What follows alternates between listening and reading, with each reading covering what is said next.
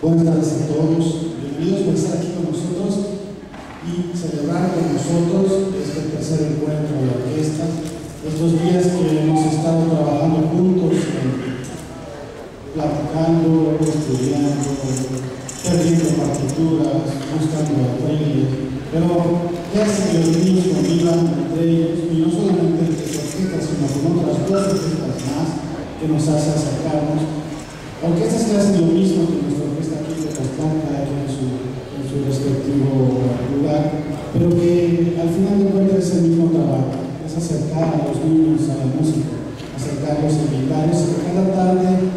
de la semana se junten, vengan a practicar aquí juntos, partir de su instrumento, nos unimos, toquemos música, nos invitamos, que es básicamente la idea de este programa, acercar y hacer que a través de la música podamos hacer una mejor comunidad, acercarnos a nuestra familia, a nuestro barrio, llevar al pueblo y los demás pueblos ahora con Ciudad